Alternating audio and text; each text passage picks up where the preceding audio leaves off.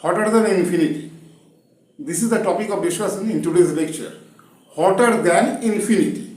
Here infinity means I am talking about positive infinity. So we are talking about a system which is hotter than this system where the temperature may be infinity. Means any positive temperature. Okay. Whatever be the value.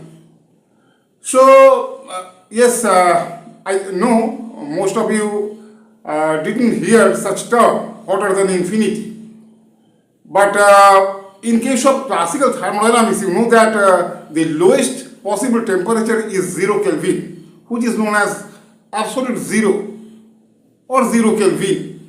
Okay, negative temperature in terms of Kelvin is not possible in case of classical thermodynamics.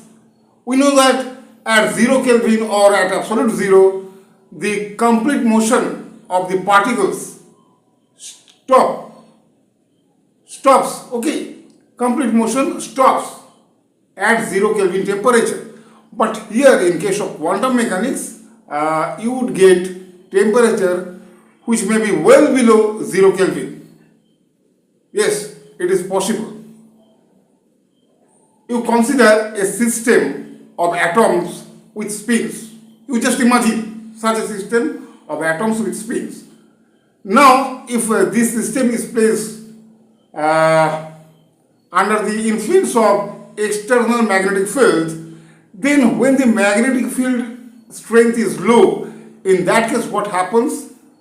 The spins align in the direction of the magnetic field. Okay. But if you increase the strength of the magnetic field, means if you add energy to the system, then what would happen? In that case, there will be the flip of the spins, means spins will be flipped in that case. That means the direction of alignment will be just opposite. And this way, if you add up energy to the system, then the energy states of the system will be increasing. And according to Boltzmann distribution, you know that in most of the cases at positive temperature scenario means temperature more than 0 Kelvin, lower energy states, population in the lower energy states is dominating. Okay.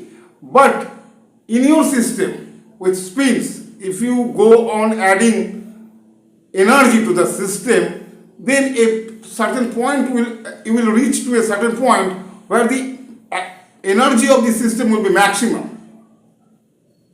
Energy of the system will be maximum. That means there will be a population inversion in that case.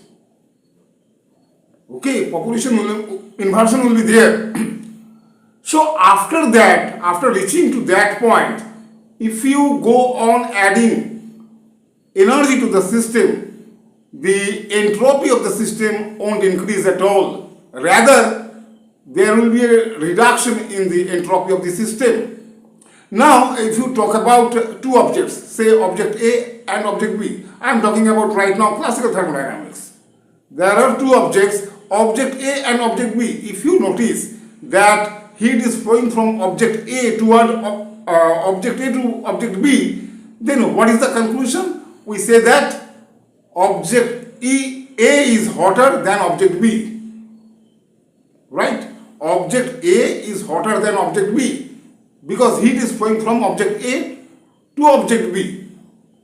Direction is object A toward object B. So just by considering the direction of heat flow, we say which one is hotter and which one is cooler. So in our this example, object A is hotter and object B is cooler. Similarly, I was talking about a system of atoms with spins. So when you have reached to the maximum energy state, and after that if you add energy to the system, there will be a reduction in the configuration of the system. And according to Boltzmann law, which is denoted by S is equal to Kb log omega, where omega represents number of microstates. Okay, so if you consider that equation, small equation, okay, then you would see that if you add energy to the system, number of microstates would decrease. There will be a reduction in entropy of the system. So since there is a reduction in the entropy of the system, that means if you connect that system with any such system which is at positive temperature scenario, that means the temperature of that system is more than 0 Kelvin. If you connect these two systems, then always you would see that the temperature from the former one, heat always flows from the temperature of that system, the system which spins. Okay, say that system is denoted by A. We were discussing about a system of atoms which spins. Suppose that system is denoted or designated by capital letter A, and any system which is at a temperature higher than 0 Kelvin. Maybe this temperature is in terms of billions of degrees Kelvin. Billions of degrees Kelvin. Whatever be the temperature, say that system is denoted by B. Now if you connect A to B, then you would notice that heat always flows from system A to system B.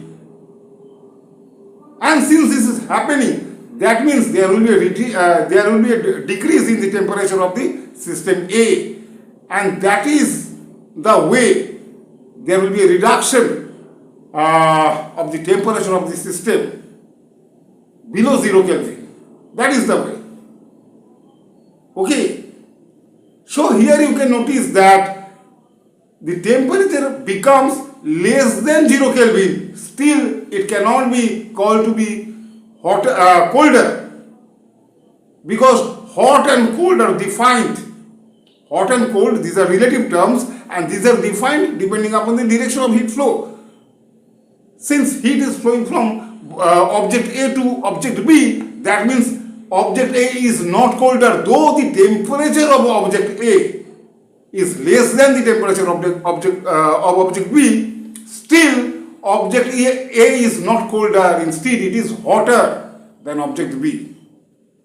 Okay, once again I want to repeat the same thing, that object A means the system of atoms with spins, where there was externally applied magnetic field.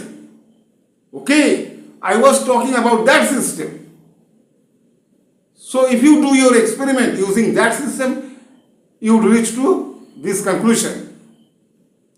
Okay, that's why the name of the title is given is that way, hotter than infinity. Okay, so it is going against our everyday experience of classical thermodynamics. Okay, this is not normal. Anyway, so but this is possible, and physicists have already conducted experiments with such systems, such as in case of ultracold atoms, you would see such a phenomenon. Anyway, so this was all about the today's topic, hotter than infinity. Okay, hotter than infinity. So this is the end of this video. Thank you for watching this video.